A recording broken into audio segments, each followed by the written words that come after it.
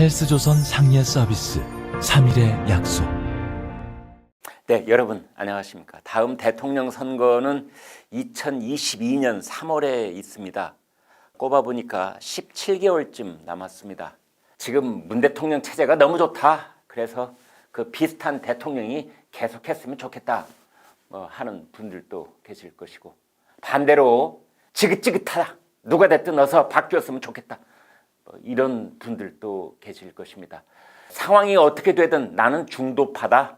대통령이 누가 되든 나는 신경 쓰지 않기로 했다. 이런 이 극단적 중도파, the extreme center에 해당되는 분도 계실 것입니다.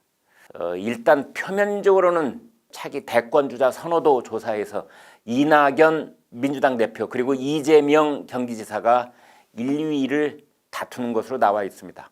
그리고 민주당 의원들도 서서히 이낙연 혹은 이재명 쪽으로 움직이는 양상을 보이고 있습니다. 드러내놓고 발언을 하지는 않지만 이 주류 세력인 친문 진영 의원들도 이낙연, 이재명 둘 중 한쪽에 발을 들이고 있습니다.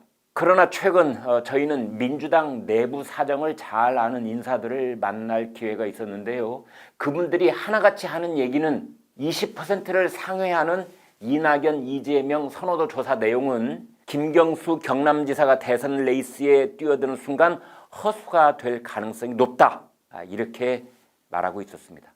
드루킹 여론조작 사건으로 1심에서 징역형 실형을 선고받았던 김경수 경남지사는 지난 4월 보석으로 풀려난 뒤 오는 11월 6일 항소심 선고를 앞두고 있습니다. 만약 김 지사가 최종적으로 무죄의 판결을 받게 되면 여권의 대선 주자 판도는 출발선에서 다시 짜야 한다는 것입니다. 민주당의 한 중진 의원은 이렇게 말했다고 해요. 친문 적자라는 타이틀을 가진 김 지사가 재판에서만 자유로워지면 본격적으로 세력을 불려갈 것이다. 지금은 상황이 불투명하니 모두가 눈치를 보고 있다. 네. 자, 그렇다면 현재 이낙연, 이재명 두 사람에게는 어떤 힘이 실리고 있는지 알아보겠습니다. 이재명 경기지사는 지난 9월 17일 2020 DMZ 포럼 기조연설에서 이렇게 말했습니다. 국회에서도 대북전단 금지법 제정, 남북 정상선언 비준 등 현안을 조속히 처리해 평화협력에 대한 우리의 의지를 보여주십시오. 그러자 바로 이튿날 김태년 원내대표가 최고위원회의 그리고 정책조정회의 등을 통해 이재명 지사의 발언에 힘을 실어주는 목소리를 냈습니다. 남북한 정상 간 합의의 구속력 있는 실천을 위해 4.27 판문점 선언에 대한 국회 비준 동의안을 야당과의 합의로 이번 정기국회 내에서 처리하길 바랍니다. 네, 이 판문점 선언 비준 문제를 놓고 이재명, 김태년 두 사람이 장단을 맞춘 것입니다. 또 지금 이재명 지사는 이 지역 내에서만 쓸 수 있는 상품권, 즉 이 지역 화폐가 경제 부양에 실효성이 있느냐의 여부를 놓고 한국조세재정연구원과 대립각을 세우고 있습니다. 조세재정연구원이 지역 화폐가 역효과를 낼 뿐이라고 하자 이재명 지사는 얼빠진 국책연구기관 청산해야 할 적폐라면서 맹비난을 퍼부었습니다. 그런데 김태년 원내대표가 이재명 지사의 손을 번쩍 들어주었습니다. 지역 화폐가 신종 코로나 바이러스 감염증 상황에도 불구하고 지역 경제를 활성화하는 데 효자 노릇을 톡톡히 하고 있습니다. 네. 자, 이렇듯 이재명 지사에게 힘을 실어주고 있는 김태년 원내대표는 그냥 원내대표가 아닙니다. 그는 친문이자 친노 그룹에서 구심점 역할을 하는 당권파라고 할 수 있습니다. 당내에서 김태년 원내대표의 움직임이 그 누구보다 중요하다고 할 수 있는 이유입니다. 이해찬 전 대표도 이재명 쪽으로 기운 듯한 발언을 했었죠. 이재명 지사가 허위사실 공표죄로 기소됐을 때 당에서는 제명해야 한다는 비판 여론이 일었지만 이해찬 대표가 재판 결과를 지켜보자 그러면서 이재명을 지켰습니다. 민주당 의원들 중에는 다음 같은 생각을 가진 사람이 적지 않습니다.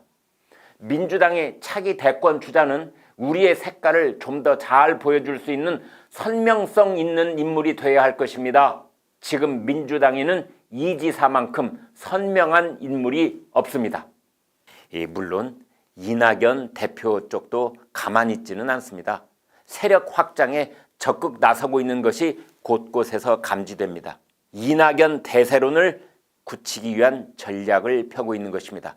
무엇보다 당 대표는 당직 임명권을 쥐고 있습니다. 자신의 의지에 따라 친문 인사들을 지도부에 대거 영입하는 방식으로 세를 부릴 수 있는 것이며 이미 그렇게 하고 있습니다. 양향자 의원, 최인호 수석대변인, 박광원 사무총장 등이 친문 핵심 인사이면서 이낙연 대표 주변에 포진하고 있습니다. 이 대표는 삼선 홍익표 의원을 민주연구원장에 영입했고 권칠승 의원을 수석 사무부총장에 영입했습니다. 모두 친문 인사들입니다.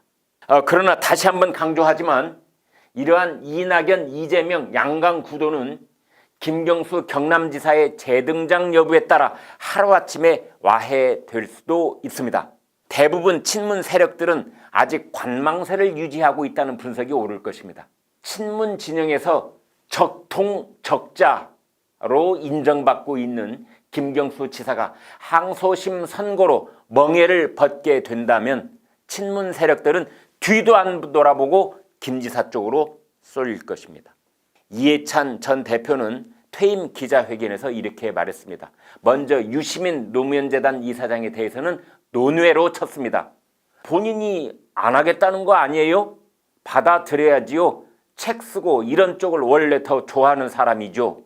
그러나 이해찬 전 대표는 김경수 지사에 대해서는 그 가능성을 확실하게 짚어주었습니다.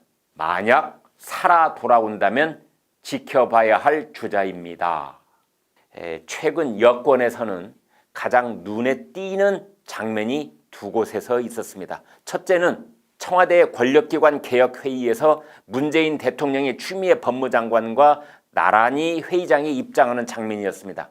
여러 해석과 논란을 낳고 있는데 단기적으로는 문 대통령이 추 장관을 지지하는 모양새지만 장기적으로는 알 수 없다는 관측이 많습니다. 추 장관이 다음 개각 인사에서 살아남을 수 있을까요? 혹은 서울시장 후보가 되는 꿈을 다시 꿀 수 있을까요? 그 지점까지 문 대통령이 추 장관을 지켜낼 것이라고 할 수 있을까요? 다른 장면 하나는 지난 17일 문 대통령이 경남 창원 스마트 그린 산업단지를 방문해서 문 대통령의 복심 중의 복심이라는 김경수 경남지사와 5개월 만에 만났다는 점입니다. 물론 형식적으로는 한국판 뉴딜 현장 방문이라는 명분을 내세웠지만 그러나 정치적으로는 여권 내 대권 구도가 본격화하고 있는 가운데 문재인, 김경수의 만남이라고 봐야 한다는 것입니다. 김경수 지사는 그날 이렇게 말했습니다. 노후화된 창원 국가 산단의 새로운 기회를 문 대통령께서 만들어 주셨습니다.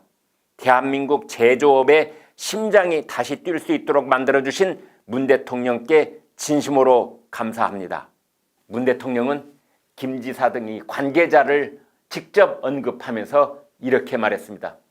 뜨거운 응원의 박수를 보냅니다. 네, 여러분은 어떻게 보십니까? 여권에서 최종 대권 주자는 누가 될 것이라고 내다보십니까? 여러분이 지금 갖고 계신 생각이 정답일 것입니다.